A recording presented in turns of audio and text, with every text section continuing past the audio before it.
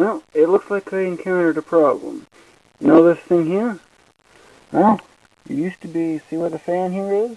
It's that little hole right there. Problem is, the motherboard, as is, won't work with this.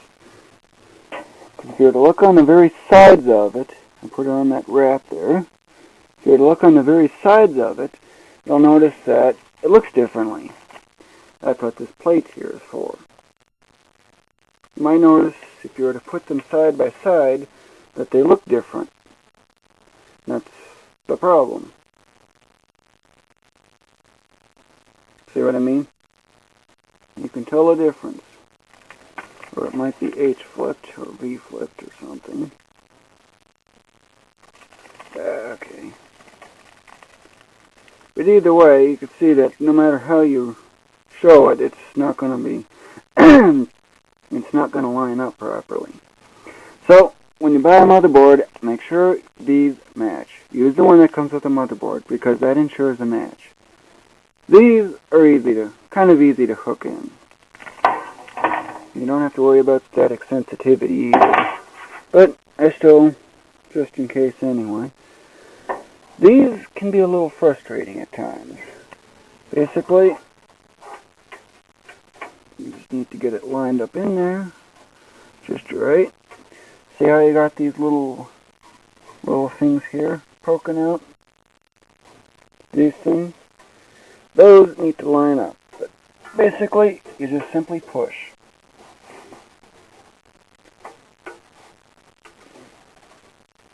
If it's successful, you should hear it pop in.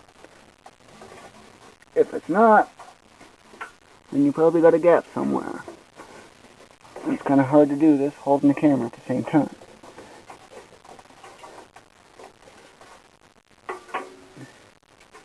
But that's basically how you get these things in. I only got it in one way so far, but this thing can only go in one way. So you hear that click? That's what's supposed to happen. See, that's how you get it in. Of course, you might need to get it rotated just in case something isn't right. Which means you have to check it against here.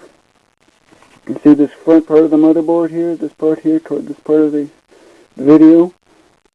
That's the part that must be lined up. Okay? And it must line up with that, otherwise the motherboard is not going to go in. And it looks like I'm going to have to rotate it.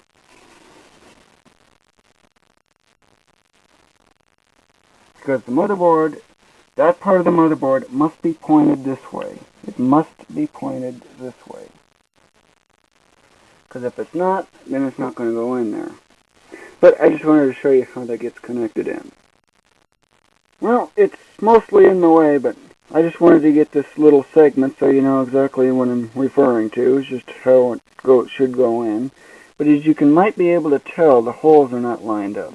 That's because that part in here is not lined up entirely properly. Not all the way in, anyway. But you can see how things are kind of lined up. You see these little holes in here? That's where all the screws go. Got to make sure that this is all the way in. And it can take quite a bit of pressure to get it in there just right. But don't go too much, though, of course.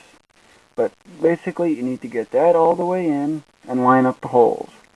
Once that's done, remember all those screws? You need to insert those. See all these little tiny screws? Well, and these you'll also probably need tweezers, or at least something for that. That's just to change the jumper on that. So, let's get this connected in all the way. You might notice that there's a lot of room here. That's because this is a micro ATX motherboard. This case was designed for both ATX, which is bigger, has more of these. It has more of these little white slots here. See these white slots? Yeah, it has more of those, and often quite a bit bigger. But micro ATX, since I'm going with that because I really don't have much.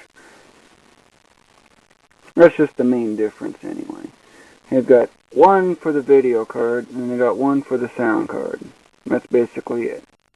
Memory, hard drive, But the hard drive uses those orange things up here. Had to find them. Processor goes in this little spot here, but we'll get to that later. There's still other things we need to get set up first. So now I got the motherboard screwed in. But one thing to note, do not over-tighten the screws, or you'll risk damaging the motherboard. Just go on with little force, and when you encounter resistance a little bit, what I usually do is I go another quarter turn. I'm doing it real lightly, barely to a point where I almost can't even feel it. So basically go there, do another quarter to a half turn on the screw, and then stop. Do not go any further. So for some odd reason, I'm not exactly sure what's going on here, but this, for the keyboard and mouse, is not going in all the way, even though the screws are all lined up. And still further oddly yet, there's still some blank spots. But the most important thing is just to get it anchored down. So there's a screw right here. There's another one right here. And there's another one right here. And the other one is right here. But that's basically just to anchor it down. And that's the main thing. And these other ones, although useful, but they're not entirely required. I usually just go with the four corner ones, because that's the most anchorage, but not to be confused with the city in Alaska, but when you think about it, you've got this odd misalignment here. It looks kind of strange, but I'm not exactly sure why that's happening. Well, one thing. What do you suppose this is? Yep, the user's manual. When in doubt, check the manual. It's one of the most useful things that these things are for. Because I'm also noticing that in addition to this and that, well, basically that's all you need to do. You might be wondering what these blue ribbon things are. Well, we'll get to that later. But before we do that, we need to get these. But before even that, we still need some other things yet on top of that. So, let's see here. What to do next? What to do next? Well, I would think this. See that little thing here says note? With the exclamation following it? Well, that's where the processor goes. However, remember how I said to just leave that plate there? Well, we're about to have to remove it now because we're about to install this. Yep, that's the processor. Do not remove that thing unless you're about to install a processor. So, let's go and install that.